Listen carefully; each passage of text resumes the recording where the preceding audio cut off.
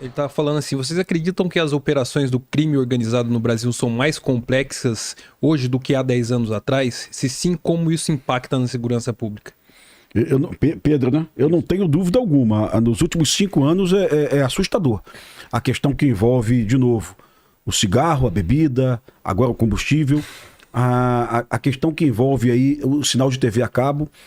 Há um mês eu conversei com alguns policiais do Rio. A solução para o Rio de Janeiro hoje, no que se refere à TV a cabo, seria o Starlink. Seria chamar o Elon Musk aí e ajuda a gente aí, meu irmão. Dá uma antena dessa para cada morador de comunidade do Rio de Janeiro, para que ele não pague mais uma mensalidade para um bandido que mata pessoas, né? Hoje você chega numa comunidade, é evidente que não dá para viver sem Wi-Fi em casa, tem que ter. Se eu não tenho Wi-Fi, meu filho não tem acesso ao Google, à educação, né? E eu não tenho como comprar esse sinal de TV, esse sinal de internet, se não for na mão do crime organizado. Então, de novo, não adianta eu ir lá aprender a maconha e a cocaína, se eu não der para o morador da comunidade uma possibilidade de ele ter o acesso ao Wi-Fi, que não seja na mão de um bandido. Tem uma favela do Rio, eu não estou autorizado a falar o nome ainda, um delegado me passou essa informação semana passada. São 8 empresas que vendem sinal de TV e todas elas pertencem à esposa de um traficante. Todas as 8 empresas. Né? Cara. Então o morador não tem. O morador pode ser o cara mais honesto do mundo, ele não tem opção. Ele tem que dar um dinheiro na mão do assassino todo mês. Imagina se eu tivesse o Starlink. Não sei como é que está a situação do Starlink hoje, não sei se ele pode... Eles não estão conseguindo nem receber agora, mas parece que não cortaram liberaram acesso. Os candidatos à prefeitura do Rio de Janeiro, que você vai ouvir semana que vem, Eduardo Paz, Tarcísio Mota, Carol Esponza, o Marcelo Queiroz, vamos lá, vamos colocar Starlink para os moradores de comunidade, né? Ou então para cada 7, 8 moradores, a gente coloca uma Starlink para cada 7, 8 moradores. Vamos fazer com que o morador pare de pagar dinheiro para esses bandidos. Vamos tirar o cigarro paraguaio da favela. Vamos tirar o combustível do PCC.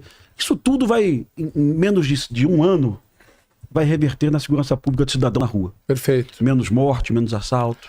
O que você estava dizendo sobre essa atuação do crime organizado ter mudado, que foi a pergunta do Pedro. A gente antes, quando derrubava um barracão das quadrilhas, a gente tinha lá uma estrutura rudimentar. Muito dinheiro numa sala, um contador, o bandidão e a linha de produção.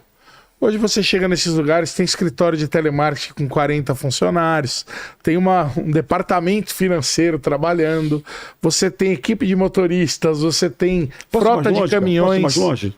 Tem um prefeito que deu uma isenção para o galpão, cara. Sim, verdade também. Aí o prefeito diz ainda para a polícia, puxa, mas estão gerando emprego no meu município. Os caras hoje montaram estruturas equiparadas a estruturas empresariais. Você não viu que anteontem caiu uma quadrilha que tinha montado 2 bancos digitais para lavar dinheiro do crime organizado, estavam lavando dinheiro do PCC, com 2 bancos digitais, os caras pagando de empresários sérios na rua aí, estavam lavando dinheiro do PCC e de uma outra facção em 2 bancos digitais e estavam vivendo nababescamente aqui no interior de São Paulo. Ou seja, a estrutura do crime organizado hoje, ela é uma estrutura empresarial. Tem hierarquia, tem comando, mas é uma estrutura empresarial. E tudo isso só é possível porque nós todos aqui estamos comprando produtos ilegais. E Rodolfo, um simbiose com o poder do Estado, viu? Simbiose com o poder infelizmente. do Estado. Nós temos um amigo em comum, que é um delegado federal, que... Desculpa te interromper, temos muitos amigos em comum, né? Mas o delegado, aquele que eu gosto do Pontes, Dr. Jorge Pontes, diretor da BCF também, delegado federal, ele foi delegado da Interpol. privilegiado. Ele disse pra gente, Pimentel, tem uma hora que o crime deixa de ser organizado e passa a ser institucionalizado. Putz, é a próxima... A próxima etapa. Nossa. É agente público envolvido de cabo a rabo. Crime desorganizado, organizado, institucionalizado. Que é o que eu te falei nessa questão da volta do sistema de controle de bebida. Se tem gente dentro dos órgãos públicos trabalhando para esse sistema não voltar, isso significa o quê? Significa que já é uma corrupção institucionalizada dentro de um órgão público onde alguém está recebendo vantagens indevidas para deixar as quadrilhas continuarem nadando de braçada, que é o que o Rodrigão está falando. Sim. Então isso é preocupante. E de novo, quando você acha uma fábrica de cigarro ou de bebida numa cidade do interior, essa fábrica às vezes vai gerar 40, 50 empregos ali. você vai ter um poder político local mobilizado para tentar evitar a ação policial. Alguém vai tentar te convencer que aquela fábrica gera emprego. Isso acontece muito. E, de novo, voltando à questão da Odebrecht com a fábrica de cerveja do Rio de Janeiro. Para pagar o político corrupto, precisava de uma fábrica de cerveja. Para gerar o Caixa 2. Para gerar o Caixa 2, que não tivesse fiscalizada. Porque se a fábrica tivesse fiscalizada, ela não gerava... tinha como o cara gerar dinheiro de Caixa 2. Você entendeu como as coisas estão todas interligadas? O cara não consegue fazer se não tem essa liberalidade dele poder declarar o que quer, fazer o que No mundo quer. tem isso aí, Rodolfo? O sistema de controle de bebidas ele está em vigor em diversos países do mundo, mas ele foi lançado aqui no Brasil. A tecnologia é tão boa e deu tanto certo aqui que ela foi colocada em diversos outros países do mundo. Mas na América tem, nos Estados Unidos? Tem? Não, nos Estados Unidos não. Esse sistema está instalado em alguns países das Américas, em alguns países da Europa, do Oriente Médio, da África. E o que eu posso te dizer é o seguinte: foi instalado um sistema similar nas Filipinas agora, de rastreabilidade de combustível, né? Que é o piloto que vai ser instalado aqui. Você sabe que provavelmente vai ser instalado aqui se a gente conseguir convencer as autoridades. Você sabe quanto aumentou a arrecadação do setor de combustível no primeiro ano? Não. 80%. Que isso, meu? Ou seja, 80% do que se vendia de combustível nas Filipinas, antes de ter o sistema, não era legalizado, não pagava imposto. Aqui no Brasil, quando o Cicobi começou a funcionar em 2009... o Brasil passou de quinto a terceiro produtor de bebida no mundo. Aumentou 45% a arrecadação. Você imagina hoje que o mercado cresceu um monte esses anos todos, certo? O mercado de bebida ao longo desses anos cresceu um monte. A gente já tem provas de que a sonegação galopou. Sim. Que a arrecadação não subiu igual o crescimento do mercado. O sistema voltando a funcionar, o governo vai arrecadar bilhões de reais a mais. A gente acaba Eu te perguntei da América, porque a América tem uma agência policial só para isso, viu? Que é a ATF. Sim, a ATF. Os Estados Unidos tem o FBI. Arms, Traffic, E tem álcool, drogas, tabaco álcool e tabaco. firearms. Isso. E tem uma agência federal com poder de polícia, que é a ATF, que só fiscaliza cigarro, arma de fogo e tabaco. Então, assim, o americano pensou na ATF já... A ATF tem mais de 100 anos, viu? Então, o americano já pensou como isso era importante. Com há um certeza. século, E um né? país do tamanho do Brasil, com a nossa população, com a nossa indústria forte, com a nossa extensão territorial, a gente não pode pensar igual a Aruba. A gente tem que pensar igual aos Estados Unidos, igual a Alemanha. A gente tem que pensar igual grandes países do mundo para ter os mesmos efeitos aqui dentro bons para o nosso mercado. A gente não pode pensar nas coisas que dão errado, tem que pensar nas coisas que dão certo. E essa questão, para mim, ela é primordial. Não deixar com que a corrupção, como bem disse o Dr. Jorge, você citou aqui, se institucionalize. Ao ver que tem alguém dentro de qualquer estrutura do Estado mancomunado com os bandidos, denunciar essa pessoa, que ela seja punida, retirada do cargo, para não atrapalhar a gente no enfrentamento ao crime organizado. Porque o que nós estamos fazendo não é para você, não é para o Vilela, não é para mim, é para os nossos filhos, é para os nossos netos. Porque, se a gente deixar a situação escalonada do jeito que está, onde nós vamos chegar? Exato. Perfeito. Kratos. A ASP tá perguntando aqui sobre a falsificação de pão francês no Rio de Janeiro. É a mesma receita, viu, cara? É verdade. Como assim falsificar A pão? receita do pão francês é pão paraguaio? água, sal e farinha. É que eu contei aqui também, quando eu vim com a doutora Viviane aqui, falar sobre traficantes evangélicos, eu falei da fonte de renda do Comando Vermelho, terceiro comando também, de algumas milícias, montando padarias no Rio de Janeiro e vendendo um pão a um preço muito barato. Mas aí não é falsificado. Não, é a mesma receita, viu? Não tem, mesma receita. nem bromato tem no pão. Pede pra ele te contar a história do coco que vende nas barracas. Eu Coco contei, das barraquinhas? O coco é o seguinte, de novo, qualquer produto que você venda sem nota fiscal, sem recolher imposto, que eu preciso de um território, vai ter morte. Então lá no Rio de Janeiro tem uma máfia do coco. Você só pode comprar coco para os quiosques da Praia da Barra, Ipanema, Copacabana, de fornecedores específicos. Se você tenta vender coco ali, o cara que comprar o teu coco vai ter o quiosque queimado. A máfia do coco... Assim?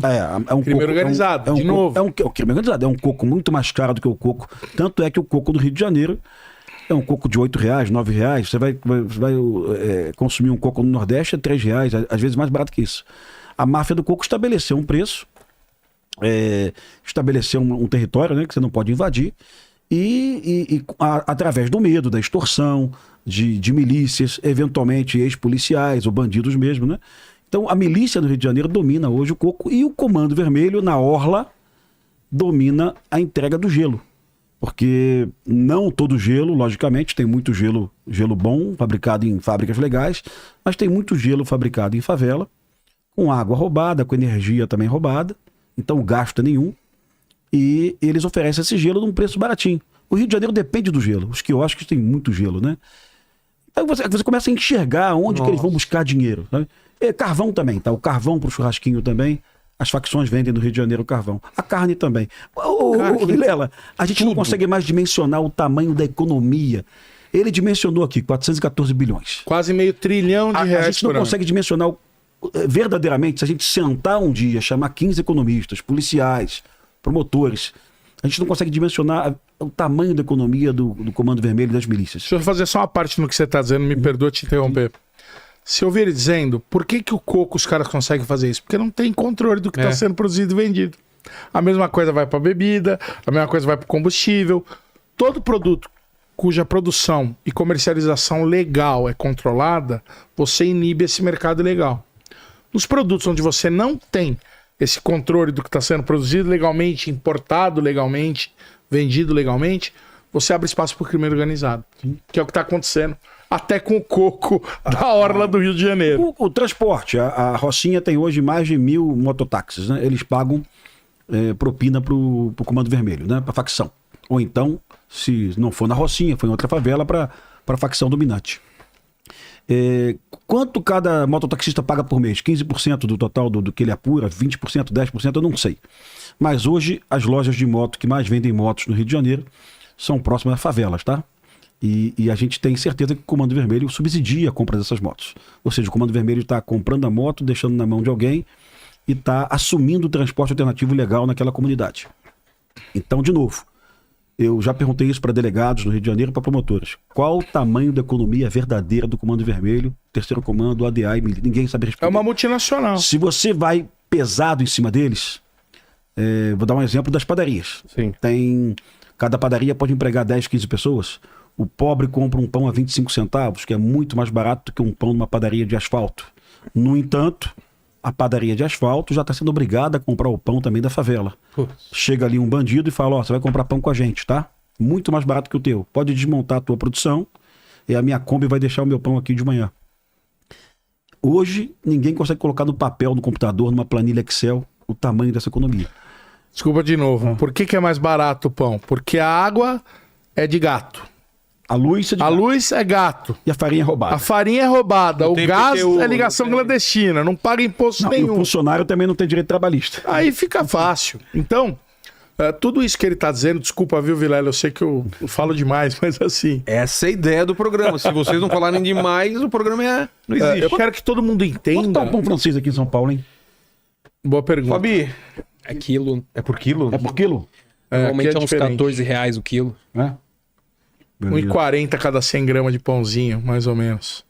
Mas o que eu tava dizendo é o seguinte, que eu queria só falar é o seguinte. Dá para todo mundo entender que quando a gente fala desses exemplos todos aqui da realidade brasileira, nós estamos falando do envolvimento da porcaria do crime organizado, desde o pão francês, do botijão de gás, do coco, até a venda do instrumento cirúrgico hospitalar, passando por bebida, autopeça. É isso que a gente está tentando passar o recado aqui com vocês hoje. É muito dinheiro na mão de gente errada. Por quê? Quem é responsável por isso? Nós todos. Quando a gente compra um produto ilegal e põe dinheiro na mão dessas quadrilhas de falsificadores, a gente está ajudando essa organização criminosa a abrir os seus tentáculos, a aumentar seus lucros e a entrar em outro ramo de atividade. Porque se você compra a camisa falsa, a bebida falsa, você está dando dinheiro para esse pessoal que, por enquanto, ainda não atuava no ramo do coco, por exemplo. Eles vão lá e vão começar a atuar. Aí você dá mais dinheiro pro crime organizado, botando gasolina fraudada no seu carro, daqui a pouco o crime organizado começa como operadora de telefonia, de TV a cabo. É aí que tá. A gente não pode ajudar eles a maximizar os lucros que eles já têm nas suas gestões de cadeia criminosa. Ô Vilela, eu te contei um lance que me preocupa, porque eu escutei isso de operadores logísticos, tá? E também escutei isso de... Eu tenho algumas ligações com pessoas que foram de facções e saíram, aceitaram Jesus verdadeiramente, cumpriram a pena e conversam comigo. Alguns me ajudaram até a produzir o filme Tropa de Elite, na parte do roteiro, de boas ideias, né? Eu realmente tem um amigão do peito que largou mesmo. Foi preso, puxou uma cana e hoje é um cara ultra conservador, odeia bandido. E eles conversam comigo sobre a questão do roubo na periferia. Você compra alguma coisa pelo comércio eletrônico e a tua encomenda não chega, o correio é assaltado. Então eles disseram para mim, e depois eu confirmei com policiais, que o PCC estava montando uma empresa de logística em São Paulo para entregar produtos em periferia. Um preço mais caro do que o correio, mas a garantia de que o produto não ia ser roubado. Né? Então alguma coisa assim, ó, teu produto vai chegar, mas vai custar 14% mais caro.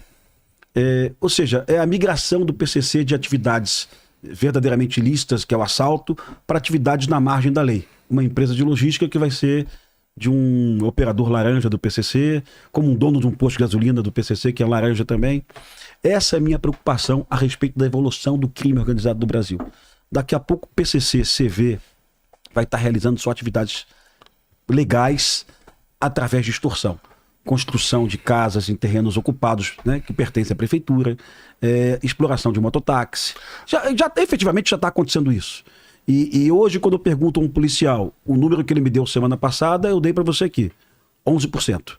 É o que se refere ainda a maconha e cocaína. Então, 89% é todo o resto. É cigarro, é bujão de gás, é sinal de TV a cabo, é extorsão de comerciante, é o pão francês, é tudo. A gente ainda esqueceu de falar, Vilela, de uma coisa importante. Como que esse povo movimenta dinheiro hoje? Através de criptomoeda, através de Pix, contas em nome de laranja com Pix. Mas qual é o meio principal deles hoje de mover esse dinheiro? Porque antes de ir uma carreta de cigarro do Paraguai para São Paulo, tinha que voltar um maluco dirigindo um carro com dinheiro dentro para o Paraguai, certo? Concordo. Como é que os caras fazem isso hoje? Por que tá mais fácil? Ouro, minério. Você tem um monte aqui no Brasil de jazida clandestina aí na região norte, que os caras pegam ouro de jazida sem outorga, sem autorização. Aí esse ouro é vendido ilegalmente. Os caras pegam, transformam isso em pequenas pepitas, em anéis, em joias. Isso aí tudo para viajar, para transportar, para pagar. Isso fica muito mais fácil. Aí tu descobre que o PCC foi para Roraima explorar ouro. Exatamente, eu queria falar disso. Exatamente. Aí tem uma briga Também no tem norte. essa. Tem uma mais briga essa. no norte, uma briga do norte, e o PCC diz para as facções do norte: de Roraima eu não abro mão. Eu posso abrir mão de Rio Branco, mas não de da divisa Porto com a Velho, Venezuela. mas de Roraima não. Então o PCC hoje está em Roraima, Que é onde está o ouro. em território Yanomami. Assim como as milícias do Rio de Janeiro e o Comando Vermelho também buscaram, não Roraima, para não brigar com o PCC, mas buscaram outras cidades no norte. Ou seja, o crime organizado já buscou, o Rodolfo antecipou, mas já está lá. Sim. E a Polícia Federal já vem procurando meios também de identificar esse ouro que sai desses garimpos ilegais. Porque assim, o ouro que você pega na serra, se você fizer, por exemplo, uma jazida de ouro clandestina no Xingu, a composição daquele ouro não vai ser igual ao ouro de Roraima, porque a composição do solo é diferente. Claro. Então assim, cada ouro tem o seu DNA, né? De cada um dos seus lugares onde tem as jazidas. Então, assim, o governo federal vem tentando desenvolver aí também um sistema para rastreabilizar esse ouro, para saber quando o ouro saiu de uma jazida clandestina, para conseguir identificar esse ouro quando ele vai passar em forma de joia, de anel, alguma coisa. E a jazida clandestina é que produz problema ambiental, tá? Porque ela utiliza mercúrio. Isso, né? Contamina rio com mercúrio, não PCC, tem outorga, não tem nada. Cada quilo de ouro que o PCC tira de Roraima, ele coloca 2,5 kg de mercúrio nos rios de Roraima, né? Então, o maior causador do problema ambiental no Brasil hoje, em Roraima, é o PCC. A gente não quer te deixar desanimado não, viu, Vilela? A gente só tá te dando panorama para você entender o tamanho da encrenca. Vilela, posso saber se eu...